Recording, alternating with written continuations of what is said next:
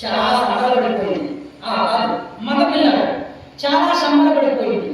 దగా దగా దగా మెరిసిపోతా ఉన్నాడు. మెరిసిపోతే ఆయన కాళ్ళు నోట్లో పెట్టుకుంటాడు అనుకుంటాడు కదండి. ఆయన అక్కడ లీల చేస్తారు, భగవంతుడు లీల చేస్తారు. ఏమిటట, అందరూ నా పాదాలను నమస్కారం చేస్తూ ఉన్నారు ఈ జనులు. నా పాదాలు ఏముంది అసలు? ప్రతి ఒక్క భక్తుడు కూడా వచ్చి ఫస్ట్ మొదటిగా వచ్చి నా పాదాల పైన పడి సాష్టాంగ నమస్కారం చేస్తున్నారు, లేదా అష్టాంగ నమస్కారం చేస్తున్నారు, అదే పంచమ నమస్కారం చేస్తున్నారు, పంచమ నమస్కారం చేస్తున్నారు. అసలు నా పాదాలు ఏముందని నమస్కారం చేస్తున్నారని చిన్నతనంలోనే స్వామి వారు లీల చేస్తారు. ఆ బట్టలు వేలు తీసి నోట్లో పెట్టుకుంటూ చప్పరిస్తున్నారట. చప్పరిస్తే చాలా మధురంగా ఉండాలి, చాలా తీయగా ఉండాలి.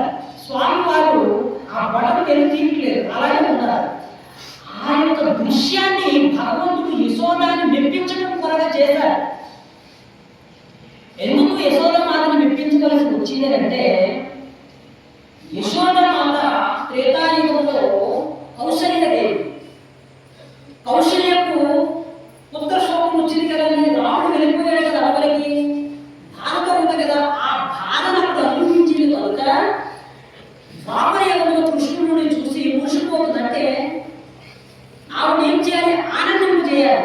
అందుకే భగవంతుడు ఈ లీలను ఇక్కడ పెడుతున్నాడు.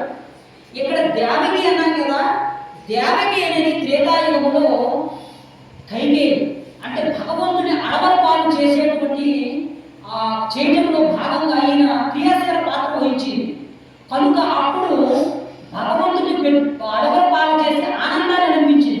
అందుకే ఇప్పుడు దేవకి మాత బాలుడికి దూరంగా, కృష్ణుడికి దూరంగా ఉండి శోభాన్ని అనిపిస్తుంది.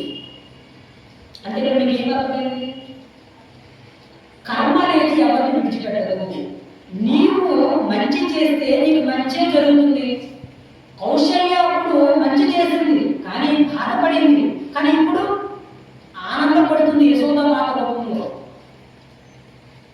అక్కడ కైకేయి భగవంతుడిని దూరం చేసి సంబరపడిపోయింది, కానీ ద్వాపరయుగంలో దేవకీ మాత రూపంలో వచ్చి బాధపడుతుంది. అంటే దాని అర్థం ఏమిటి? మనము ఒక వ్యక్తిని కానీ ఒక జీవిని కానీ వాటిని హింసించి వాటిని బాధ పెడితే ఖచ్చితంగా ఆలుపడేటువంటి బాధను మేము అనుభవించాలి. భగవంతుడు మనకు అదే చెబుతున్నాడు. ఏ జీవికైతే హాని జరుగుతుందో, ఏ జీవిని మీరు బాధ పెడతారో ఆ జీవి నుండి పడినటువంటి ఆ బాధ శోకము మొత్తం కూడా ఏదో ఒక రూపంలో ఏదో ఒక పదు మీరు అనుభవిస్తారు. కనుక ఇతరుల పట్ల దయతోనే ఉండాలి, ప్రేమతోనే ద్వేషించకూడదు, కానీ ఇబ్బంది పెట్టకూడదు. అది భగవంతుడు ఆ లీలలో మనకి చెప్పారు. ఇప్పుడు యశోదమాత సంబరపడిపోయింది, పెద్దవుతున్నాడు. పిల్లలకు బలరాముడికి కృష్ణుడికి పేరు పెట్టాలి. పేరు పెట్టడం కొరకై నందరాజు ఒక ముని తీసుకొస్తాడు. ఆయన పేరే గర్గముని. గర్గముని తీసుకొచ్చి నామకరణోత్సవం చేశాడు. నామకరణోత్సవం అనేది చాలా మందికి తెలిసే విధంగా చేయలేదు. ఎందుకు తెలిసిందనుకోండి, కంసుడికి తెలిస్తే వెంటనే వచ్చి బాలుని సంహరిస్తాడని భయం.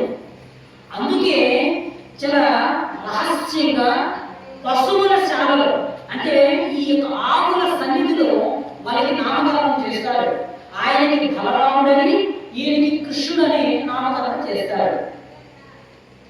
ఇలా భగవంతుడు పెరుగుతూ ఉన్నాడు.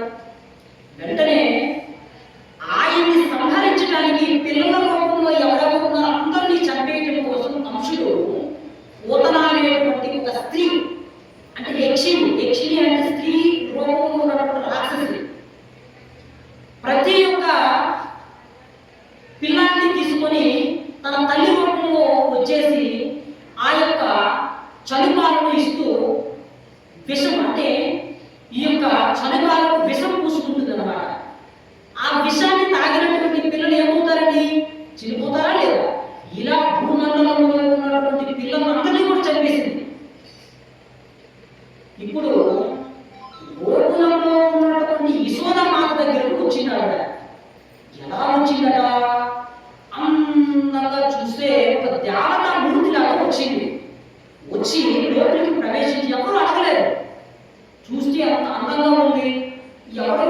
చుట్టపు రాని ఎవరు అని అనుకున్నారు.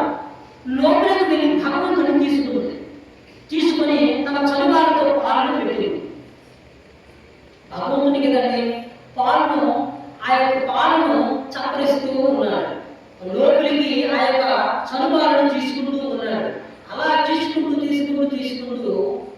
పాలు మొత్తము తాగి ఆవిడ లోపల ఉన్నటువంటి ప్రాణాన్ని కూడా తాగేస్తున్నాడు. ఆవిడకి అర్థమైంది, ఇంతమంది పిల్లలకు నేను సంహరించాను, ఈ పిల్లాడు రాను ఏమవుతున్నాడు, బరువు పెరిగిపోతున్నాడు, పట్టలేకపోతున్నాడు, 2 చేతులు బరువు అయిపోతున్నాడు, ప్రాణం అనేది తాగేస్తూ ఉన్నాడు. అప్పుడు అనుకుందట, ఈయన మహానుభావుడు శ్రీకృష్ణ భగవానుడే అని అనుకున్నదట. వెంటనే ఎప్పుడైతే ప్రాణాన్ని హరించేశాడో వెంటనే అప్పుడు రాక్షస కూతురా వచ్చి అవతారాన్ని చాలించి దబ్బమని పడిపోతుంది. పడిపోతే అప్పుడు అందరూ చూసి ఆశ్చర్యపోతారు.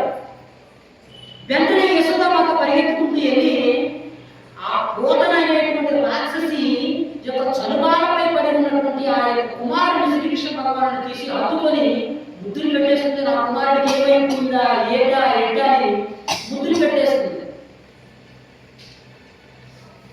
భగవంతుడికి అంటే భగవంతుడు ఏం చేశారు ఆవిడ దగ్గర